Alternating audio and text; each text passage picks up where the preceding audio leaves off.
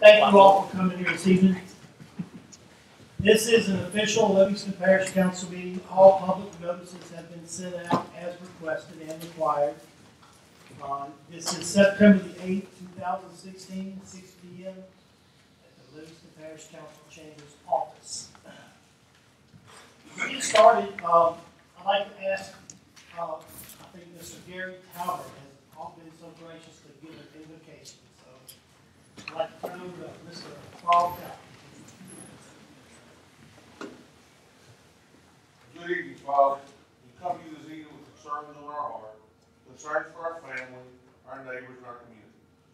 But Father, your Son tells us, come to me all who are laboring and heavy laden, and we will give you rest.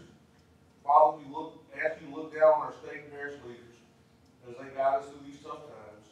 Father, also give us counsel guidance as we take up the business of our parish. Father, also help us be compassionate and understanding in dealing with the physical matters of our parish and how they affect our constituents and our citizens. Let us always remember that through all things, with you, all things are possible. Amen. Amen. Flag. Pledge allegiance to the flag of the United States of America and to the republic for which it stands, one nation, under God, indivisible, with liberty and justice for all.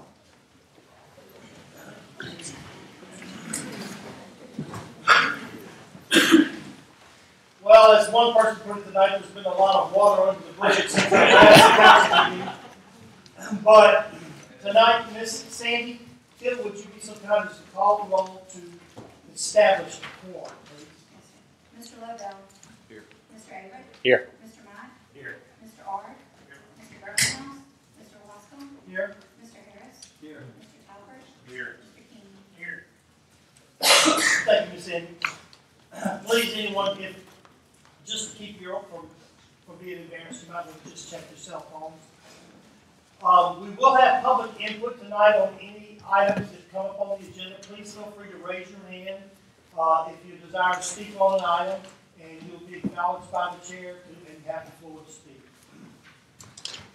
To get Livingston Parish started off tonight, Mr. Tab Lobel is here and would like to make some presentations with what seems to me like the World Series champion. So, Mr. Lobel. Well, I would like to recognize this evening the Shockwave team from right here in Livingston. They had an incredible year, and I've had the privilege of my daughter playing ball with them and around them and traveling with them. It's a great bunch of folks. These ladies, this year, they outscored their opponents 471 to 238.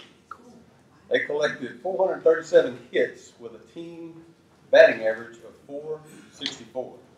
They struck out 255 batters and only walked 85 with a team ERA of 1.85. These ladies had a great year. But none of that's possible without a great coaching staff. I've watched these guys coach kids for years, and man, y'all do an incredible job with them. I can't thank y'all enough. And another group that needs a couple of accolades is girls. None of this would be possible without that bunch sitting behind you. Because parents, I know you run the wheels off your car and you burn the candle at both ends to try to get them to practice and to and from, and juggling one kid and another one here and there. I know it because I've done it. And so I would like for y'all to come forward. Here, you can judge the other one come up here.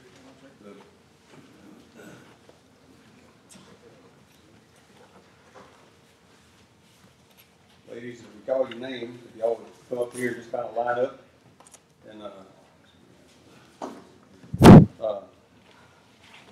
we'd like to present y'all a little plaque, a little certificate and a pen from the parish, just to say, y'all represented the parish well. They went up to Pigeon Forge and won the World Series up there. It's had 35 teams in their age group. They lost the game Saturday night and battled back through. Had to play 5 games on Sunday to win the deal.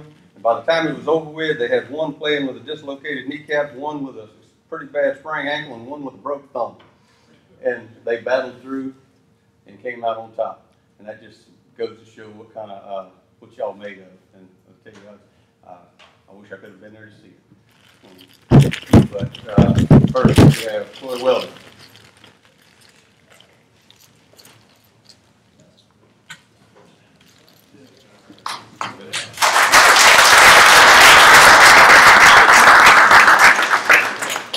EJ, Elise Jones.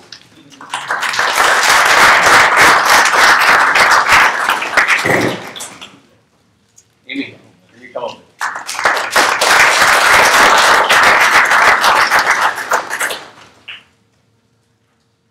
Erica.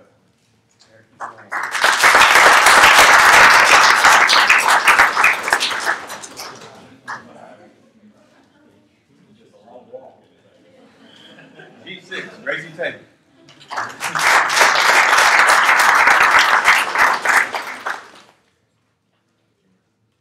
Lane Newsom.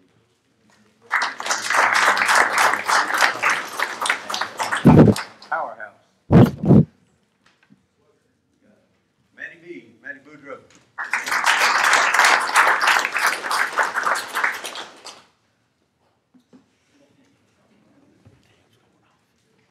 Olivia Barnes.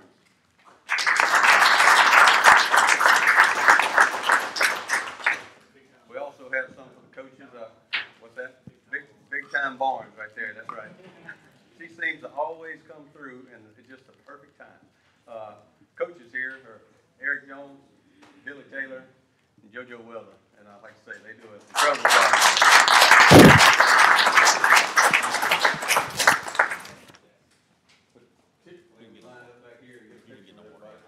So y'all come on. We ain't gonna break tradition now.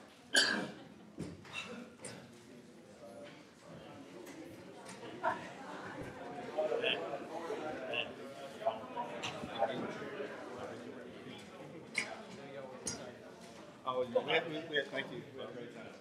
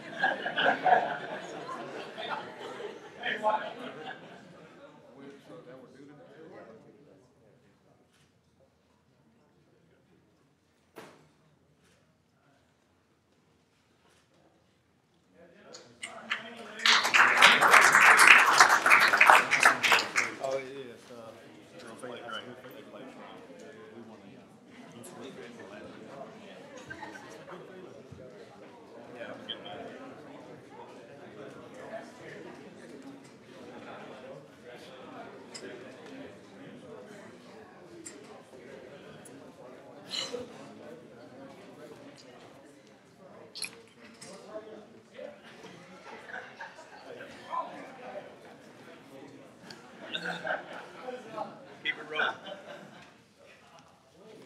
Thank you so much, Ted. That was fantastic. You know, it's good to see the parish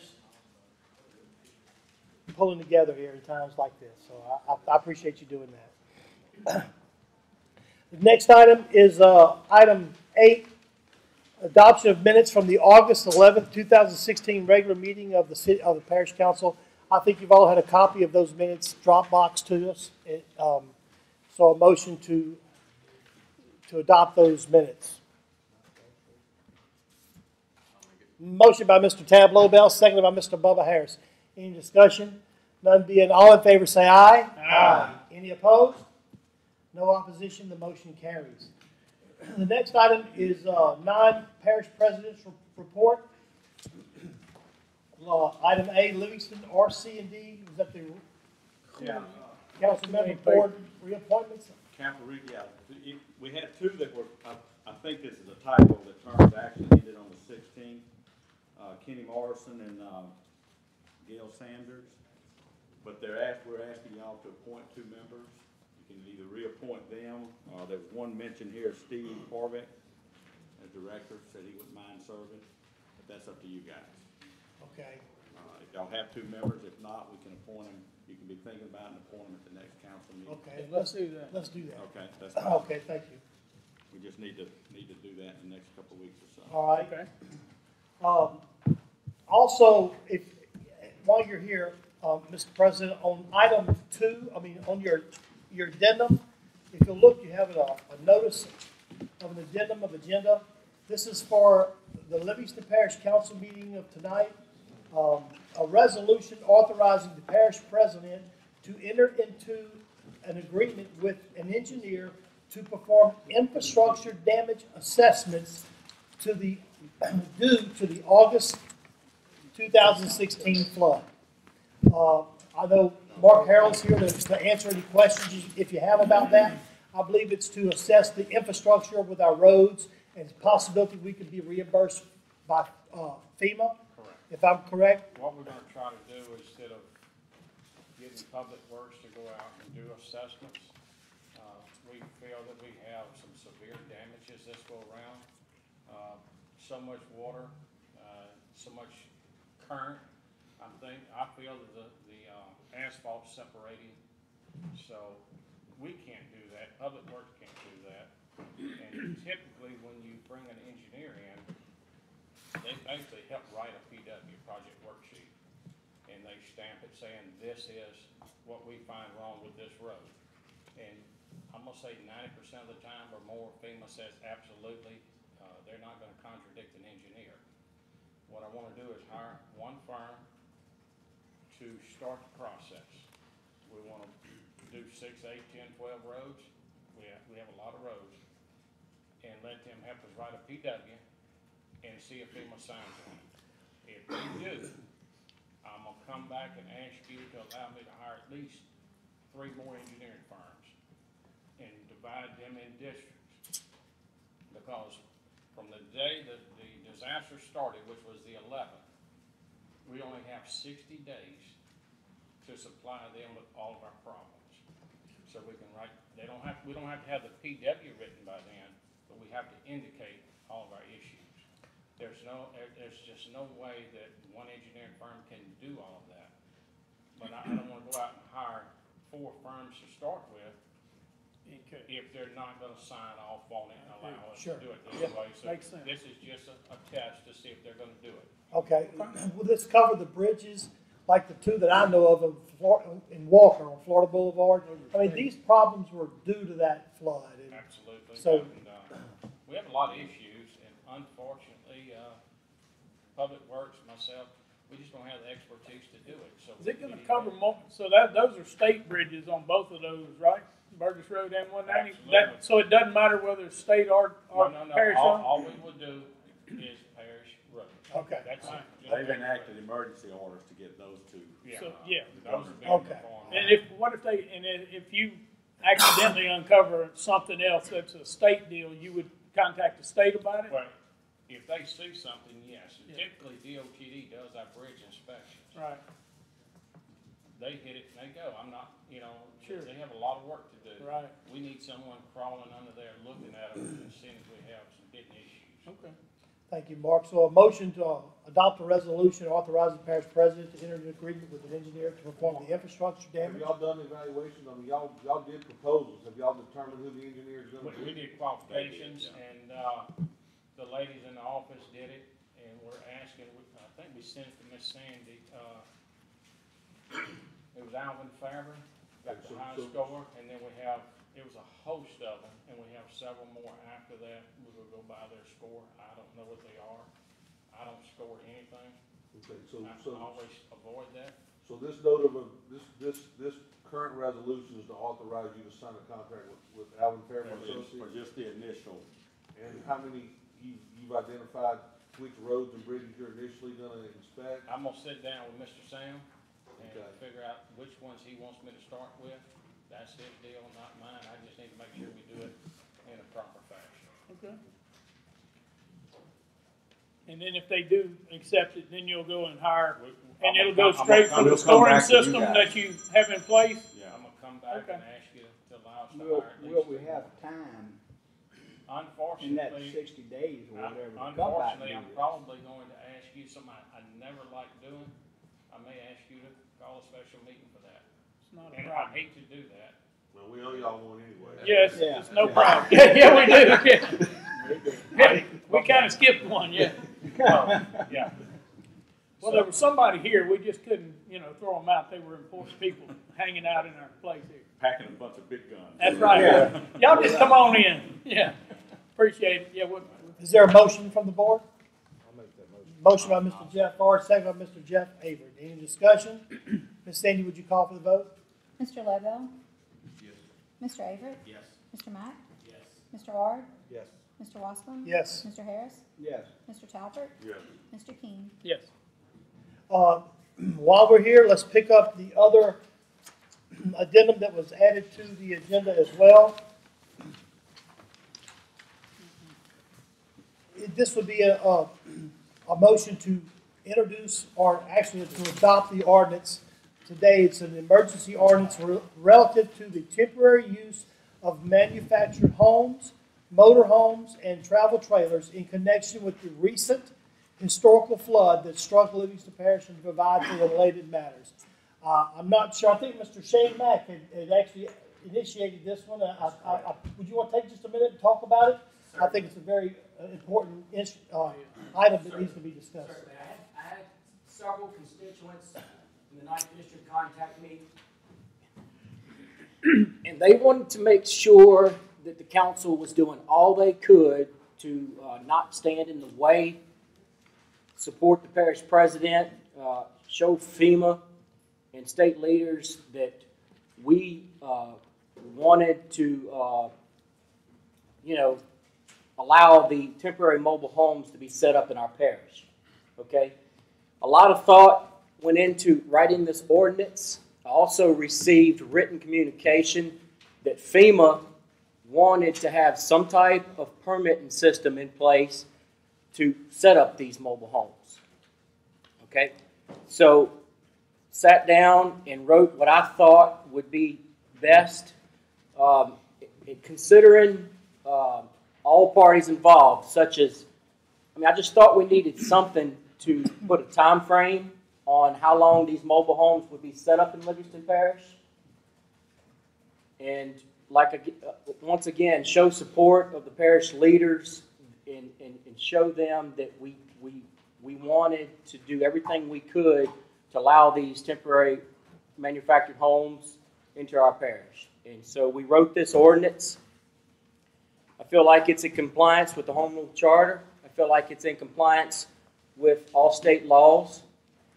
And I feel like that it was needed. We needed something in writing with some guidelines on how we plan to do this.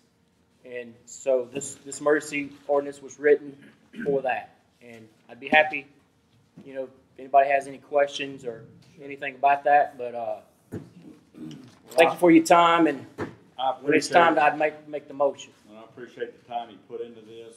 He worked with us or talked to us about it as well. FEMA sets it in 6-month increments, what they will allow up to 18 months. So this will mirror that. We will make sure. They will make sure. So this isn't something where we're going to put in a driveway that's going to be in there 3 or 4 years down the road, like some things have happened in the past. Right. These are strict guidelines. They will only allow for up to 18 months. So I appreciate Shane's effort in this and hopefully the council's support. We're trying to make it as simple, as easy, and as quick as we can to get FEMA to move in here and help our people get back in their yards, their driveways, so they can protect what assets they have left, be there while they're working on it. A lot of people lost their cars. This also puts them back into their home areas where the kids are starting school again. So this really is a welcome thing. Now, we don't know how fast they're going to come in. That's up to FEMA, but at least this sets the stage and lets them know that we're trying to help our citizens. And this does allow, the ordinance also allows people to park their RVs and their campers in their yard and live in it while they can rebuild their homes that they were displaced from. There just comes a time, and all of you know, because you're hearing from all your constituents, you got have to set to. a lot of things aside for a while to help our people get back in to some Whatever it takes, some we sort gotta of do it. normalcy. Right. And we're gonna be a while in getting back to normal, but this goes a long way toward helping them, in that endeavor. This ordinance also is, emergency ordinance waiving and suspending. I believe it's also included in this one. Permit fees required by the Livingston Parish Permit Office regarding the remodeling or rebuilding of any commercial building or structure, any residential building or structure, or any permit fees required to set up manufactured homes in connection with the recent flood. That's good. So it's These I think people it's don't have government money. Man, reaching out. They need the help. And again, we've also gone a little extra step on this and thanks to the fire marshal by bringing in extra inspectors. We're inspecting in the field. They're averaging over 300 a day in inspections. So we're trying to reach out to as many as we have coming in. We're trying to go out and reach out to them. Exactly. Now, an inspection is absolutely something that they ought to do. We can't make them. We're not gonna go out there and throw them out of their house if they don't, but we're encouraging everyone for their protection to get the permits done. It protects the homeowner. It's not for our benefit. It's mainly to protect the homeowner. Sure. And people have been very, very patient and good about that so far.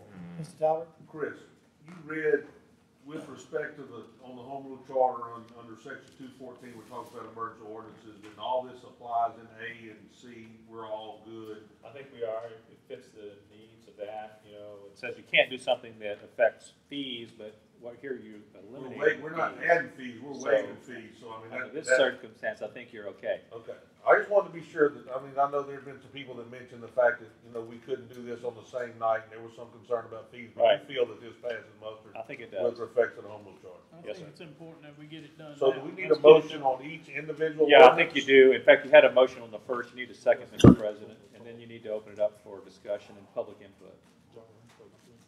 Okay, well, I hereby declare a public, it's already, it's one ordinance. No, there's No, there's two two. ordinances. You need a second to it. And then Okay, we have well, before we have that, I'll declare a public hearing open. Anyone to speak for or against these ordinances, Ms. Creekbaum, go ahead and come to the microphone if you would. Anyone to speak for or against these ordinances, please raise your hand and come to the microphone. And then we'll finish the public hearing and then we'll do the ordinances. Ms., give us your name if you would and where you live.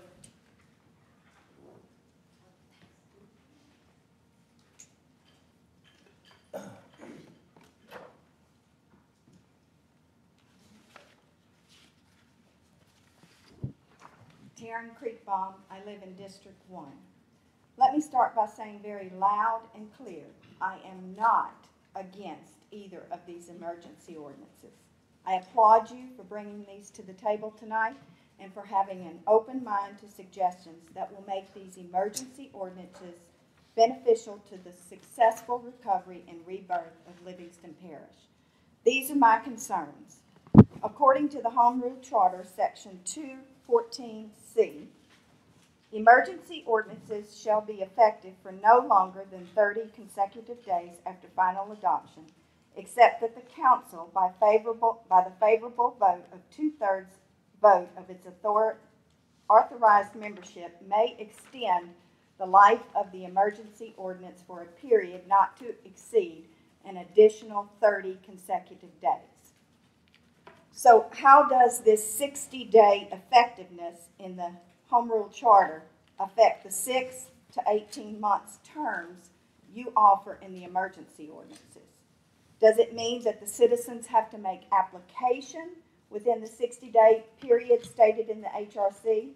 And if so, what will be done to make sure citizens are aware of the expiration of the 60-day application period? Regarding the emergency ordinance which waives permit fees, does this also waive all requirements normally needed to receive these permits? My assumption is that citizens must still make application to the permit department to receive the permit. However, what about those who do not make application? How will the parish enforce or encourage the requirement to make application? Regarding the emergency ordinance for the placement of temporary structures such as manufactured homes, motorhomes, and travel trailers in connection with the flood. To me, the connection needs to be defined more clearly. The connection should be to the flooded structure, not to the victim of the flood. We are all victims. My suggestion, one temporary housing unit per flooded structure should be allowed on the same property as the flooded structure. In my opinion, this connection is crucial to closing up a huge loophole that some with ill intentions will take advantage of, and I'll explain that later. Temporary use needs to be more defined as well. Your goal is to promote rebuilding and to provide assistance that will contribute to achieving that goal. That is why the use of a manufactured home for a temporary purpose concerns me. Manufactured homes are costlier to purchase and set up, more costly and troublesome to remove. Therefore, in the trying times ahead, these temporary manufactured homes may become an easier and more financially feasible solution to a citizen's permanent housing need. Enforcement. How would you enforce the removal of the temporary housing when a citizen's 18 months has expired? This is also a crucial element that cannot be overlooked or set aside with the attitude that we'll worry about that later. I am charging you to provide proactive, not reactive legislation. Now for that explanation. Just yesterday, I was having a conversation with a business colleague regarding the not-so-great flood of 2016. She said to me, you know, a lot of people got rich off of Katrina, and that is what I'm going to do off of this flood. I am going to get so rich that I am going to buy me a mansion on the beach and leave this parish forever. Although I do not agree with her, unfortunately, she is not alone in her thought process. I am deeply saddened by this mindset and truly fearful of what it can do to the future of my parish. In the spirit of transparency and full disclosure, what you need to know about me is I own 4 parcels of land in this parish that house rental structures, only one of which was flooded. In addition, my personal home is on a 2+ acre lot in a restricted subdivision in which there are no flooded structures. However, my daughter's home was flooded. My daughter and her family, including the grandbabies, are currently living with us. So you see, if I were motivated to seek my best financial interest, I would not be here tonight. Instead, I would take advantage of the loophole and add as many temporary housing units to my 4 parcels of land as I could to provide decent rentals for victims of the flood. And if I were motivated to preserve my sanity and seek what is best for my emotional health, I would not be here tonight. I would place a temporary structure on my personal property for my daughter's family.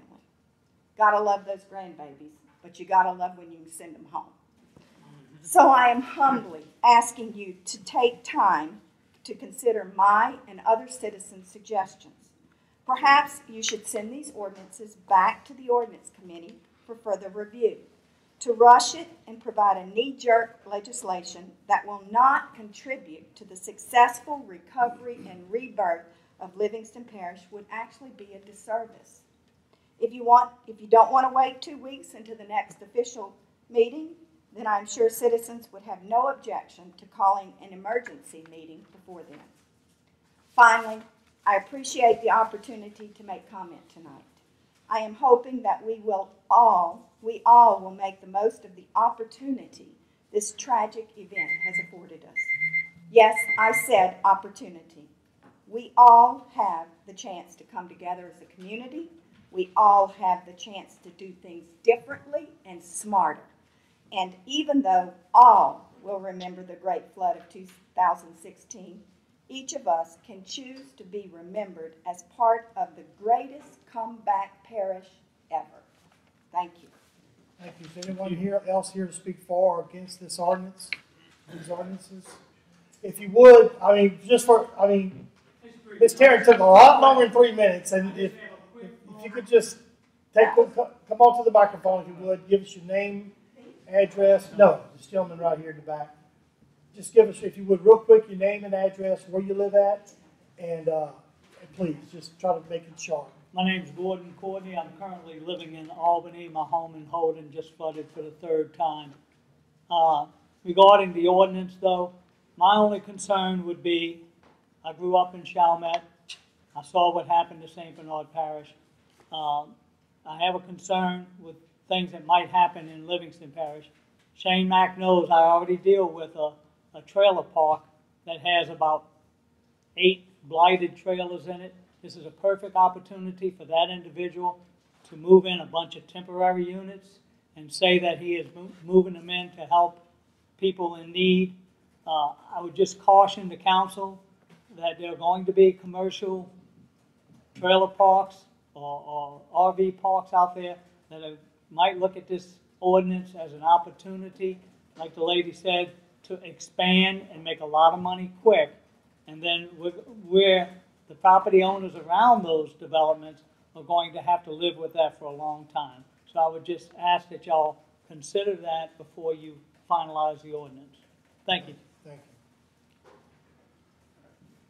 you. FEMA's only bringing 1 in per home. They're not going to be bringing several in per lot. We're having trouble getting them as it is. This is about getting people back in their homes. I really don't give a rat's ass about all these ordinances and stuff.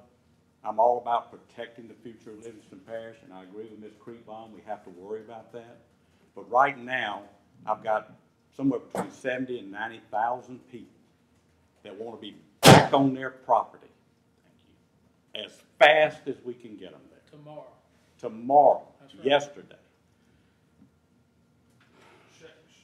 Shane, you wrote this, said these things are not transferable. Isn't that just you can only buy it for your property? Right. Whoa. Let's get this straight. All right. We wrote this. The parish president and his administration will be giving permits for these temporary homes. Okay?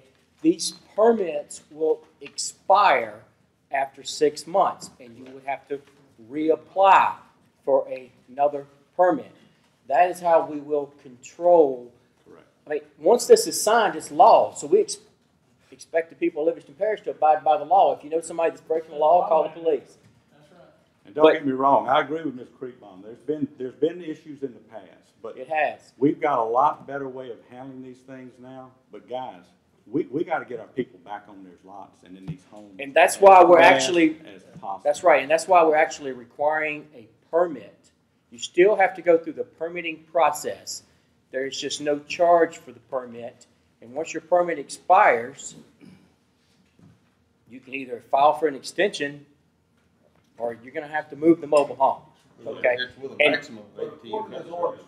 Shane, I can only go apply for 1 permit in my residence. It actually does not say that, in my opinion. Now, but you're already protected that with our ordinances. The reason for that is we didn't want to put so many restrictions in here. That's right. That if your son flooded and he didn't have nowhere to put a travel trailer, and you owned a travel trailer, you could park it in your driveway off the street. I mean, Ms. Creekbaum ought to put a place next to her. To that effect. But now don't forget the fact that you still have to apply for the permit. Parish president and his administration is going to handle all that permitting process, and the permit will expire. And at that particular moment in time, you're going to have to move the mobile home. This is not an open book for people to just start bringing. No, it's not. It's still got to go through a permitting process, and the permit if it's expires. not FEMA related, if you're they've got to go through the full process. This is for people who have flooded that FEMA is providing. So we're still going to. So if for example, if I come in here and say I need to put a travel trailer in my house and I'm flooded, then you're going to send an inspector out to evaluate whether that's in essence what actually happened. Yes. For this ordinance, you're going to have to be hooked up, to a approved sewer system. I guess what I'm saying is that the checks and balances are in the fact that you're going to send an inspector out to verify that permit's actually used. That is the checks and balances. First of all, FEMA's also going to go look. They're also going out, they're measuring, they're checking to make sure you're gonna have all this in place. They've learned a lot since the Katrina deal. A lot. So Chris, you're comfortable that we're protected with these two ordinances? Well, yeah, I mean, the speakers make good points, but that's up to the discretion of the council. If you want to make it tighter or more open, that's within your discretion. But yeah, I think you're okay as far as adopting them tonight, because for the reasons we've already said. And you feel that Shane's correct in the fact that at 6 months, there's a reevaluation process on where you're at that particular point in time. Well, right. I mean, I think you could decide to expand this 30-day period to allow people to apply for permits additional 30 days, you know, and give those. Well, let me say that too. The permit's good for 6 months after the ordinance is signed. Right, but you got to You got to apply for it within the 60 days of the way the law's written. That's right. Now, within that 60 days, I mean, we're going to have more meetings and we're going to have more discussions. If we decide to go write some type of permanent ordinance, right, or if we simply, this one expires, and adopt a new emergency ordinance based on the disaster, because the disaster recovery is not over, right, we can do that. And you I have think time we to do need a this full public hearing. My insurance has looked at my house, and I mean, I'm not going to get an estimate for 60 days. Is what they basically Well, told and me. two, It might though- not even come within that time frame. Right, and a lot of them, though, will be getting back into their homes within that 6 months. Right. I mean, a lot of folks will be moving back. Guys, a lot of thought went into this. No, Okay. I just want to be sure that we're. I know. We're on and the same we- page.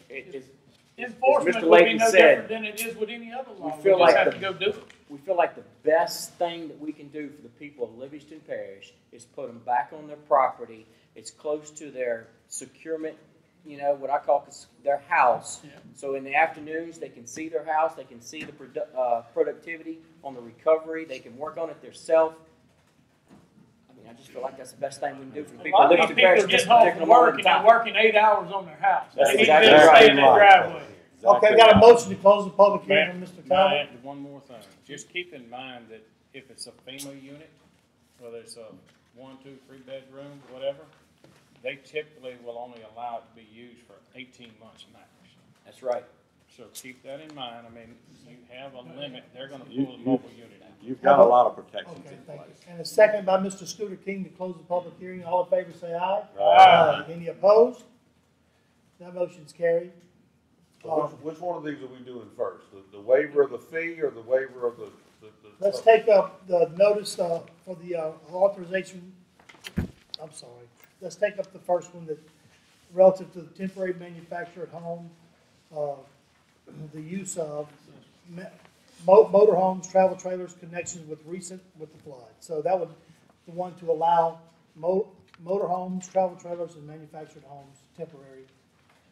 Okay. Let's pick that one up first. Okay, so Shane made a motion. We get a second? That would be correct. I'll second. Second by Mr. Avery. Any discussion?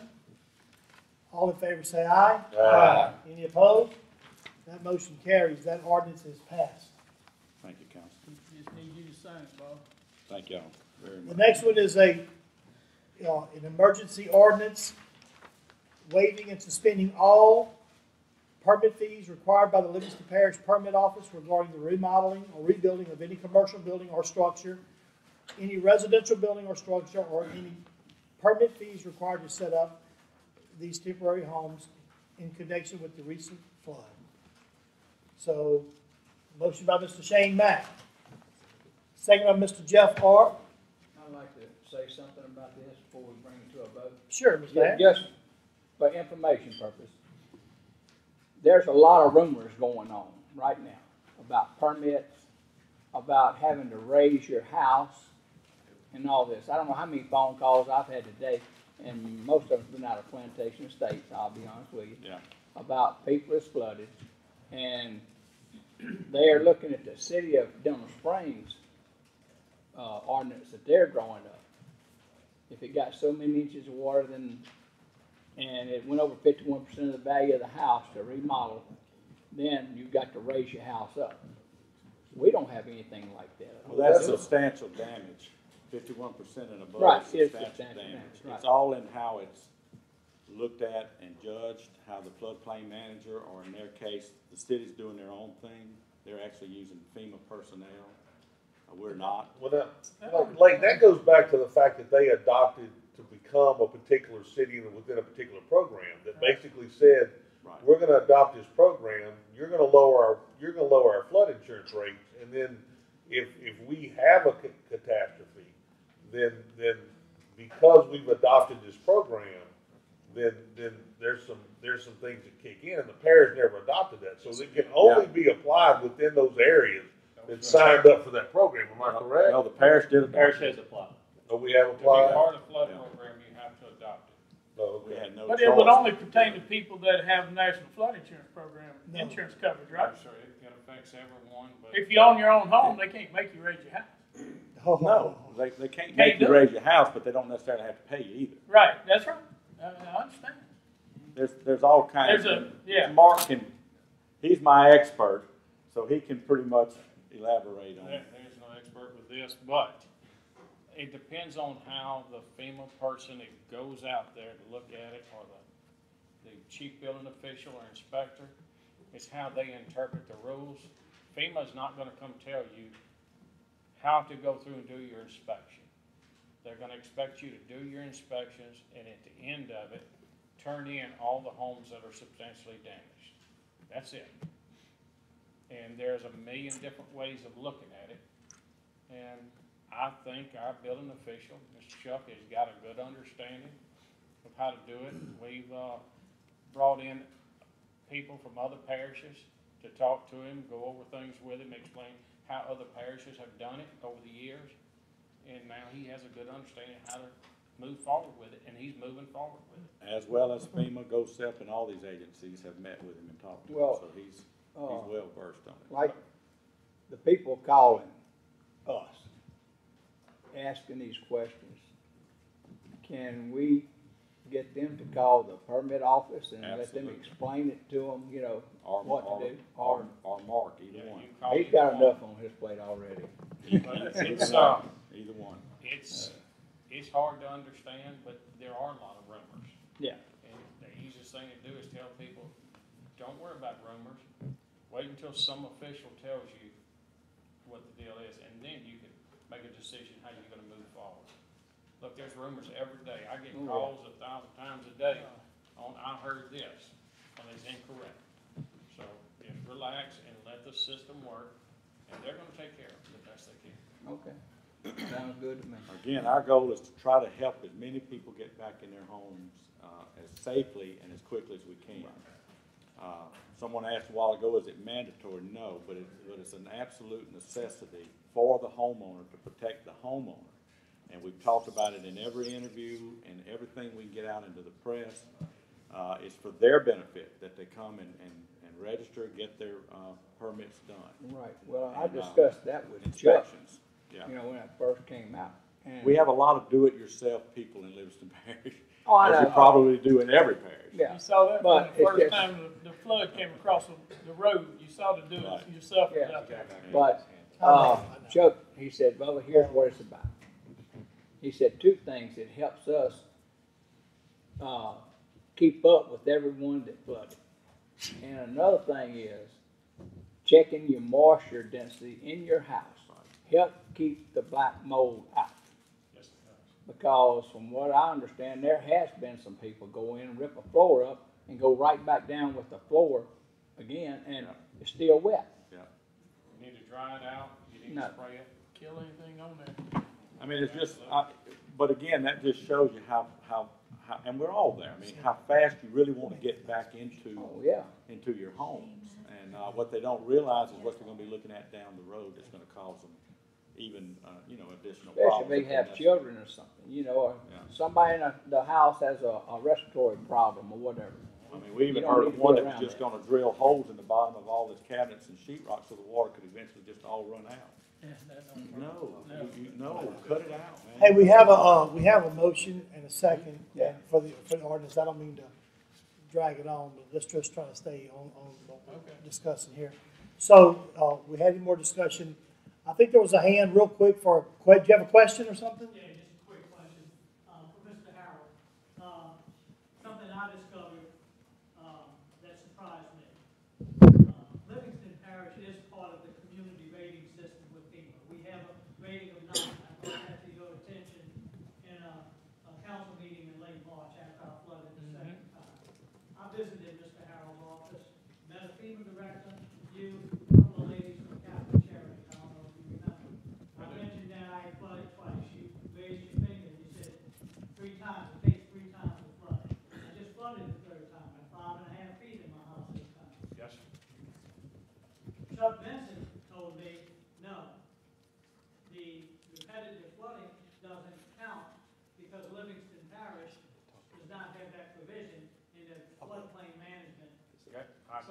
right there, that's incorrect. Repetitive loss or severe Can you, repetitive loss. can you ask him this question after the meeting, so we can move forward? We had a motion and a second to, adopt the ordinance tonight. Ms. Sandy, would you call for the vote? Mr. Lavelle? Yes. Mr. Averett? Yes. Mr. Mack? Yes. Mr. Ard? Yes. Mr. Wascom? Yes, Mr. Harris? Yes. Mr. Talbert? Yes. Mr. King? Yes. thank you. The next item would be item B, for discussion of contracts signed by the parish, bid procedure for those contracts, and possible change orders that are already being requested. This item was requested to be put on the agenda by Mr. Gary Talbert. Gary? Any particular thing? Well, look, we all know that we've got a heck of a bill facing us when this is over with. You know what I'm talking about now? We all got good news today, Yes. that we're going from a 25% to a 10%. Yes. It's kind of that deal that it don't matter if it's 25 or 10% if you don't have the money. So my question is, we knew that we had the Sears contract in place. Yes. You know what I'm saying? And we've got, let's all face it, we probably got 800 prisoners that are now out in the system that we're paying for. That's probably costing us $16,000, $17,000 a day. You know, that we're responsible for. $17,400 and some odd dollars A day. That's just part of the deal. What other items do we have that's going to be, that have we done within this emergency period that going to be staring us? Okay, we know we got the jail cleanup. What other contracts have we signed or not signed, or what have we done? I can tell you, right in the heat of battle, with Southern Aggregates supplying as much sand as they could get to us, and you called several times, so you know the problem. Their drivers parked their trucks and went home because their families called and said, we're going underwater.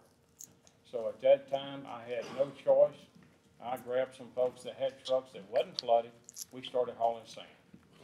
Other than that, we had a caterer that we had to get. Right. Everything flooded. We couldn't get anything local.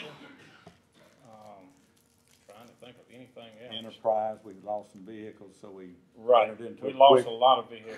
We were already going to come and get into a fleet management contract, so we called them and asked them, can y'all come on up and get us vehicles if we can go ahead and get signed? How many vehicles did we lose? I know Sam said he lost 3 or 4. Do you know what you lost? 8 or 10. 8 to 10. 8 to 10.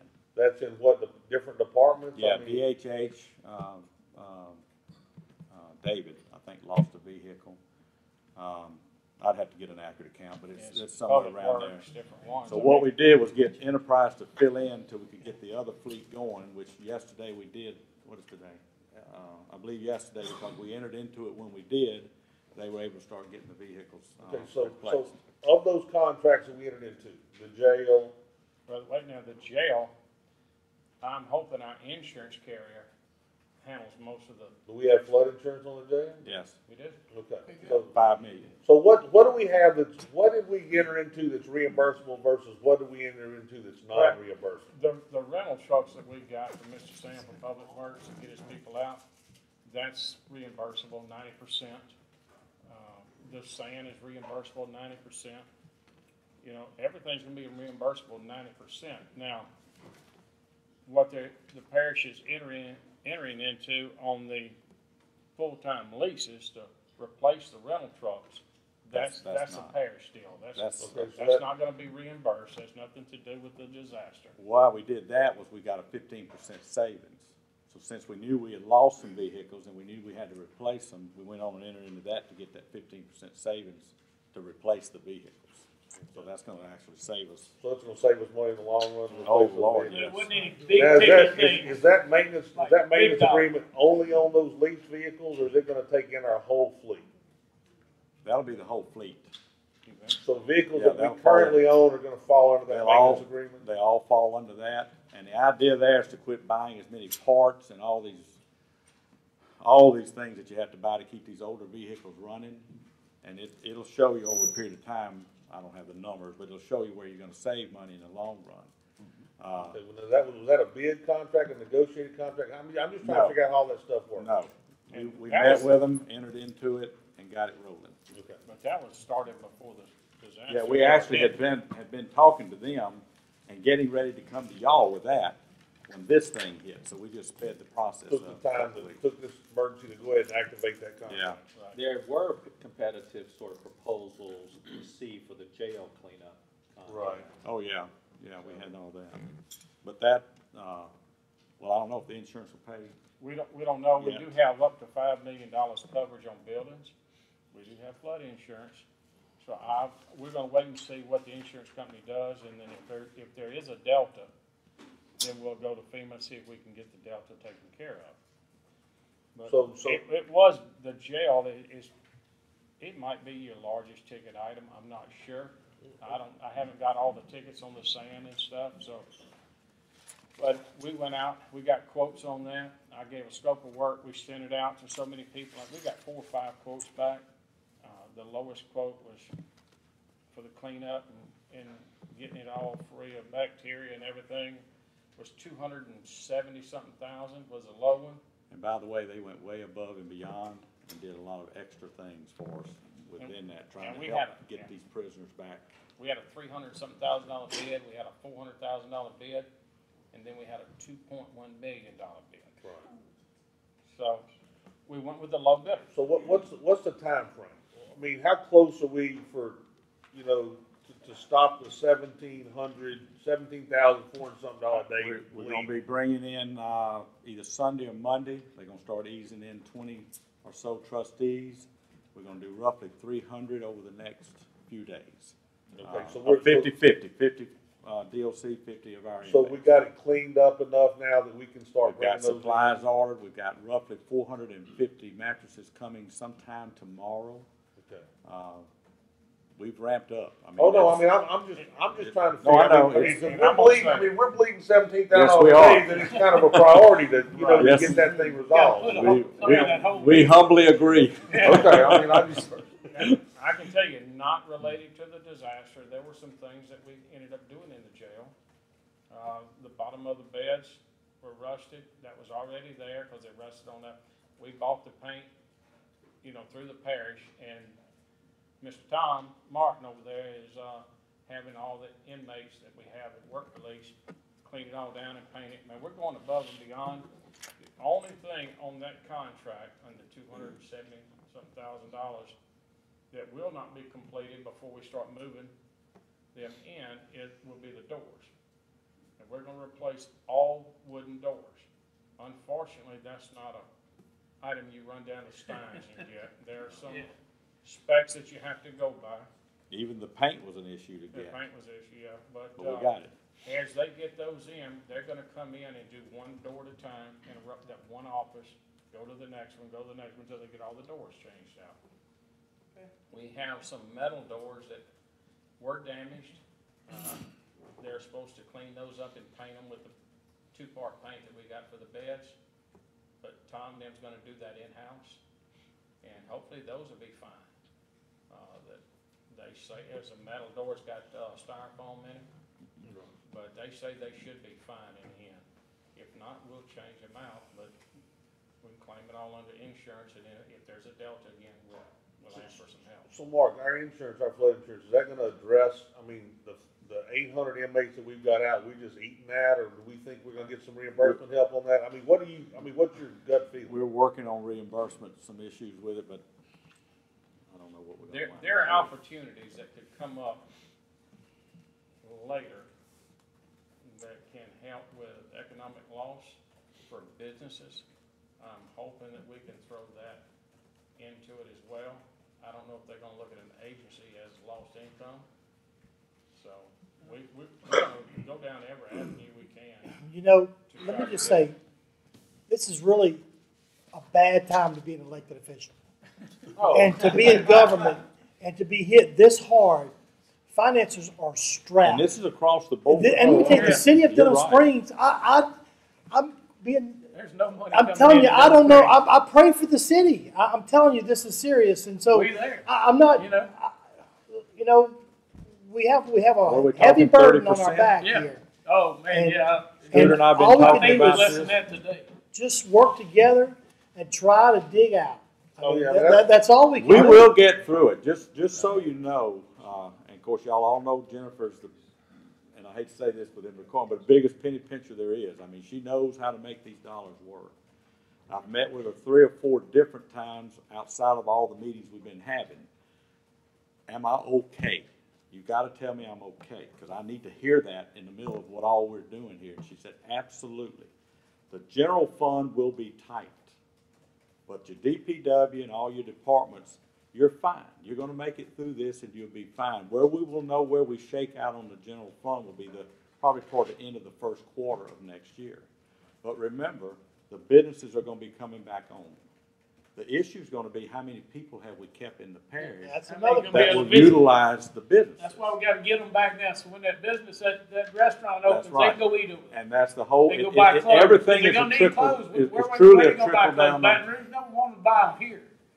The mall is pledging to be open by the holidays. That'd be great. Every store we've not lost. Now there are rumors about different stores, but I talked to Mr. Keller again, and he says we've got every store on board. We've even got stores that are still calling wanting to come.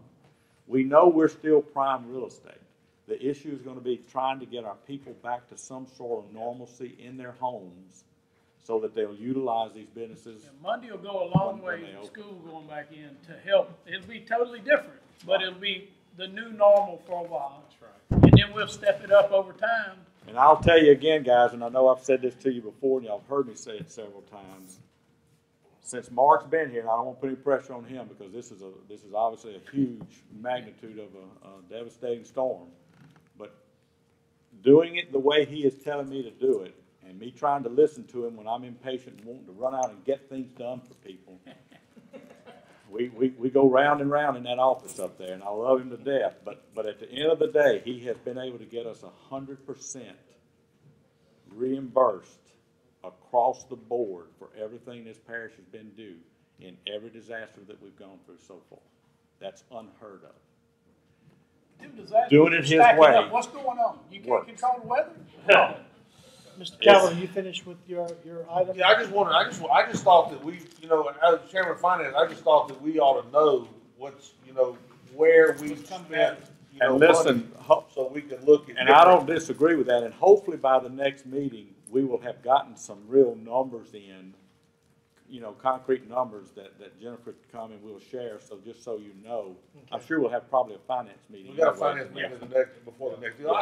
Hopefully by then. I don't know if everybody knew that, there are charges in certain areas that are accumulating every day, and you can get some magnitude of what this is How bad it's hurting. Well, I appreciate you looking at it and look, once we start assessing the infrastructure, in the meantime, we're trying to gather all of our information, backup documentation for all the emergency protective measures, which is all the sandbags, all of that, the trucks that we had to get in an emergency situation. So we're going to be doing that in the meantime, and GOSEP has finally given us the okay today. They're saying that they're going to do the express pay, which means once we submit it and we have the backup documentation, they're going to cut a check right off the bat for 75%, and then they'll start the audit process and fill in the rest later. So we'll start gathering the 75%. So we send it. Even though we only got 10% match, they're still only going to pay 75% on express pay. Now I can wait and not do the express pay, and then once GOSEP goes through it, and the legislative auditor goes through it, and everything else, then they'll pay us a check, which could be 8 months out. I would rather go ahead and get 75% up front, and then finish the rest later. On an ending note, thank you all for y'all's support during this thing. It has been, I appreciate it. It's not going to stop now. We still got a long ways to go. We've got a long road to go, but together we will get through it, and we will get our people through it. Being positive, talking to them, helping them understand. A lot of them guys have lost everything. Yeah, everything. We appreciate you. Mark, on a different note, kind of related, how many trucks we got working in the parish? How many does Sierra's have working in the parish? 125. Sierra's has 125. Is that Denham and Walker included in that number, or that's just in the parish? That's just it. Well, when I say in the parish, it's all the other municipalities as well, because we entered into a CEA With the exception of Denham. with the exception of Well, Denham. how many of them are, okay, so we got trucks and walkers, that's counting that 125? Yes, sir. Does that account, does that 125 account for the trucks that Phillips and Jordan have on the District No, 62? sir. That's a different deal? That's DOTD. Now, I will say this, that my understanding is DOTD is gonna do what they normally do, they're gonna make one pass. And I understand that they may not, they haven't decided yet, whether they're gonna do the 30-foot off the road to pick up private property. If they don't, I'm gonna tell you, that's our people. Mark, are they picking up commercial as well on state highways? They will pick up commercial, and it's just one round, and that's it. So commercial will get picked up and reimbursed by. Unless it's a box store, big chain store, but if it's a mom and pop commercial, we have the authorization to pick it up. I don't understand the states, because I can pass down 1019 in my district and see where they pick. Well, look, Watson flooded first. Trust me, we've had our stuff stacked out there forever. My house flooded Friday morning early and then flooded again Saturday. So, my question is, I've passed down 1019 and seen areas that they pick, and I've seen a house that they pick part of it. If you say it's a one pass deal, that means they're not coming. Okay. Understand, the rules on that is the contractor is required to pick it up and get enough of it to where the family can handle it, the homeowner can handle it from that point. Now, our contractor, no extra charge. If you'll notice, when they go through, they're gonna pick it up and they have a crew comes behind it. Or if they pick it up in front of this house, they're gonna go dump. While they're dumping, they're gonna have somebody rake it. When he comes back to go to the next house or the next truck comes, he's gonna grab the small pile and go for the next one. That is something that our contractor does and gets nothing extra for it. But they feel that's their responsibility to clean it the best they can. But it is not a requirement. So what they're doing on state roads is the way it's supposed to be. For the most part, all the parish roads have been mapped out, there's a game plan in place, and there's some smaller trucks. I'm going to tell you, there is not a game plan. That's what I was. And I'm not going to give you a game plan, because as soon as I give you one and they go to the next road, you don't know how much debris is on that road. And then when they get to waste management, you don't know what the line is there. They could dump it in 15 minutes. It could be 2 hours waiting in line. I cannot give you a game plan. And What I'd like to the have only a game couple plan weeks I'd like to have a couple week time frame, so when these people are calling from different areas. I promise you, between now and Christmas. Well, that's what I've been telling them when they go, oh, great, thanks for looking out for me. I can't give them that answer. Okay. Let me ask you this. How many yards of debris do you think is sitting on our roadway right now? My front yard will probably fill up a truck. One of those 80-yard to 40 and 40, my front yard will probably fill it up. You know what I'm saying? I watched a truck come start on my street and do 3 houses and leave one time, and then I don't know where he went, because when they got to the councilman's house, they didn't pick it up. They just went somewhere else. I'm going to say this. If your house flooded, you're going to be the last house to be picked up. Just like I told everybody, his is the last house we're going to pick up. So you told them to skip my house. I gave all your address. Hey. And I did that because I knew you didn't want me to pick your debris up before the rest of your That's fine. I can do I it. appreciate that, Mark. I'm glad to know mine. That's why my house. Can you tell us about white goods? Because they're picking this up and leaving white goods, and other people have questions about that. Leaving white goods, and there's another truck will be coming back to pick up the white goods, just like any other hazardous material that they find. We have environmentalists that go out with the trucks or right ahead of the trucks. They try to pull all the hazardous materials out, because, it's everywhere now. And then the white goods are sitting to the side. They take the white goods to a staging area, and they have to have someone come in, remove all the freon and everything, and all the hazardous materials are put in another pile. So when we get through at the end, we can package all those up in a roll-off and get all our paperwork together and send it to Waste Management. I don't know about y'all's house. I got one white good left. They took all the rest of it. The scavengers got the rest of it.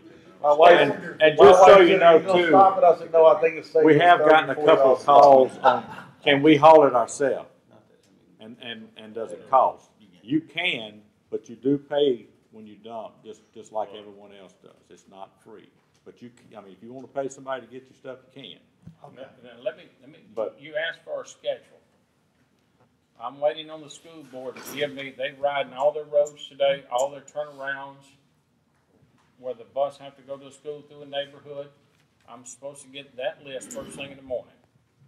If you see every truck, all 125 trucks heading to schools and cul-de-sacs, that's because of me. I'm pulling them off of everything else and handling the school stuff this weekend before they start school Monday. That's a good idea, I think. Yeah, I like Yeah. that too. Mark, I At got least something. that'll be out of their sight. Can you for a little swing while. by and get frogs on the way back? No, I just hold on. Or be sure. I mean, I just know. I mean, I'm just gonna be honest with you. I pulled up to my house the other day. I had like 4 neighbors come to me because, you know, they cleaned everything from the ditch to the street. Didn't clean on the other side of the ditch. They want to know when they're coming back. I'm like, I don't have a Well, clue. let's talk about that then. I'm asking for something tonight, Yes. on right of entry. It took us a while to get the FEMA and the state to get it approved so we can go on private property. When I say go on private property, they're saying approximately 30 foot off the right of way. That's as far as we can go. Now, in here, it's gonna tell you that we're gonna do a right of entry. We're gonna do a right of entry on every piece of property. We don't have a choice, we're not gonna put anything on it without it. One thing about doing that, if you read anything that was sent out on the requirements sent down by FEMA, we're mandated, so if Mr. Jeff Orr's house flooded, and I go pick up his debris and I go on his property, he's got to sign off the right of entry for me to go on it, and by doing that, he's also saying that if his insurance company comes back and gives him funding to pay for debris cleanup, he's gotta take that funding, send it to us, we're gonna send it to the state, the state's gonna send it back to FEMA. That's a requirement FEMA put on us. So the only way to do it is have them sign a waiver, right of entry, and that's included in it. And if So- people refuse, then you just won't pick up anything that's past We'll how many not. feet? And I assure you, the insurance company's not gonna. They not. No, gonna they're not. pay. They're They're not not gonna giving pay, so, but we're required to get that, so we're putting it in our right of entry. Okay, but the question I've got is like, those houses that they skipped, I mean, they're within the right of way, based on when you talk about right of way, you're talking about utility easement and all that, what are we talking about the right of way? Whatever the right of way is on that road, so if it's a 55-foot wide right of way, it's so much from the center line over. And another thing on that, Gary, they cannot get within so many feet of power lines. Yeah. Oh, So well, that, I mean- that cuts down a lot. And I think this is something that really needs to be passed. So can we get a motion to adopt a resolution Mark, this is only to about. introduce an ordinance Yes. granting governing authorities the right of entrance into private property without obtaining permission I'll make from that an owner? motion. Motion by Mr. Shane Mack, is there a second? Second by Mr. Bubba Harris, is there any discussion? Mr. Talbot? No, I'm good. We discussed it a lot. Ms. Sandy, would you call for the vote?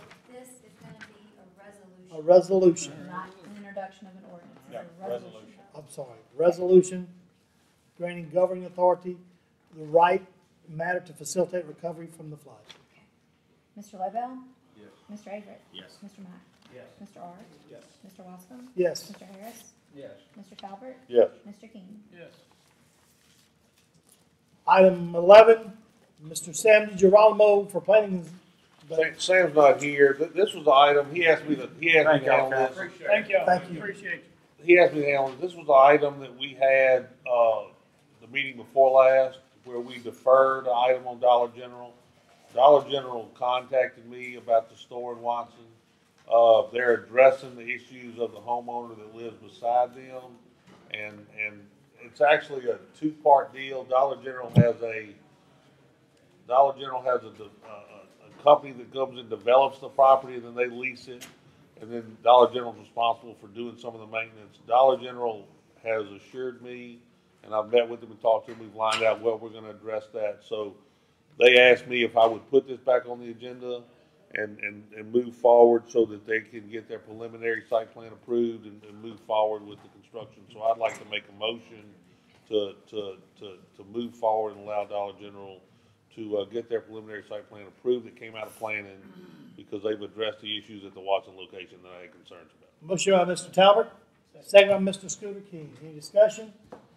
None being, Ms. Sandy, would you call for the vote? Mr. Lovell? Yes. Mr. Averett? Yes. Mr. Mack? Yes. Mr. Ard? Yes. Mr. Wascom? Yes. Mr. Harris? Yes. Mr. Talbot? Yes. Mr. King? Yes. Item 12, board appointments, Mr. Jeff Averett for the Airport Authority Commission. Yes, I know. I'm sorry, this was for the fire protection. No, you have it right. Airport, okay, go ahead.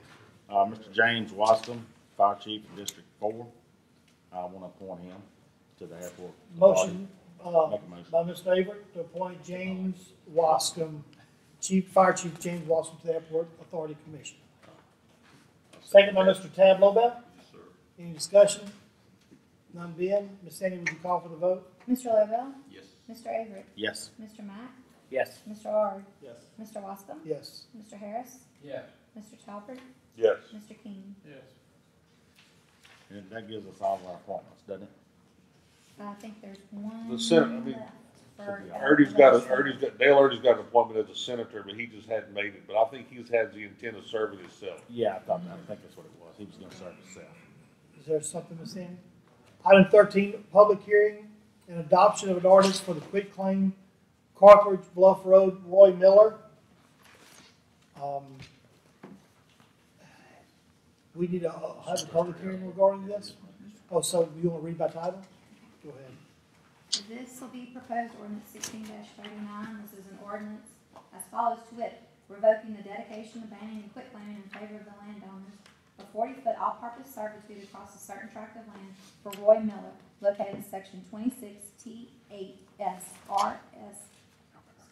6E of Livingston Parish, being more particularly described herein. So I hereby declare a public hearing open. All in favor, for or against this ordinance, please speak now. None being. Make a motion to close. Motion to close public hearing. Seconded by Mr. Aver. All in favor say aye. Aye. Public hearing is now closed. A motion to adopt the ordinance for the quitclaim for Carthage Bluff Road. Motion by Mr. Tab Lobel, second by Mr. Shane Mack. This has been going on for a while, I believe. This should put it to rest. Any discussion? None being. Ms. Sandy, you want to call for the vote?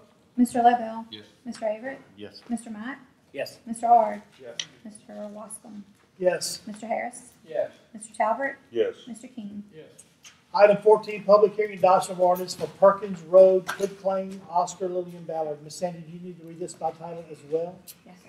This is an ordinance as follows to it, revoking the dedication, abandoning, quitclaiming in favor of Oscar Lee Ballard and Lillian Ballard, a portion of a 30-foot all-purpose servitude identified by the crosshatch portion as shown on the map, showing revocation of an all-purpose servitude located in section 4T6SR3E, Greensburg Land District, Livingston Parish, Louisiana, by Brett J. Martin, professional land surveyor, dated July the 27th, 2016. This is in my district. Billy called me about this because he wasn't sure if it would still be, he would be here. He had to be at the school board meeting at 7. But he said all the utilities that had access to that servitude have signed off on it, so we're good to go. So I hereby declare a public hearing open. For or against? Anyone speaking for or against it? I'll move a motion to close the public hearing. None being. Motion to close the public hearing. Second by Mr. Ard. All in favor say aye. Aye. Public hearing is closed. A motion to adopt the I'll ordinance make a by motion to Mr. Gary adopt. Talbert. Seconded by Mr. Bubba Harris. Any discussion? None being. Ms. Cindy, would you call for the vote? Mr. Lovell? Yes. Mr. Averett? He's out. He stepped out. Mr. Ard? Yes. Mr. Wascom? Yes. Mr. Harris? Yes. Mr. Talbot? Yes. Mr. King? Yes. Did you skip me, Sandy? Okay. Did I skip Yes. you? Yes. Okay. Is that it, Cindy? I want to make sure I got it on the record. I'm sorry. It's okay. It's great to have the former mayor of Walker here, Mr. Travis Clark. And I know we had Mr. Darrell Jones from Livingston here a little earlier, but I think he slipped out. And Mr. Giovanni, thank you so much for coming. Item 15 is District Attorney report. Does that need to be executive session? Yeah, it needs to be, is it listed as an executive session? Yes. Yes, it is. So it should only take about 5 or 10 minutes. I don't anticipate any action being taken on the item. In case anybody wants to leave, I don't think we'll have action after this. So after the meeting, so if everybody wants to just go ahead and slip out now, so we'll go into executive session. Does there need to be a vote for executive session? Yeah. Oh, yes, there is. Yeah. So we need a motion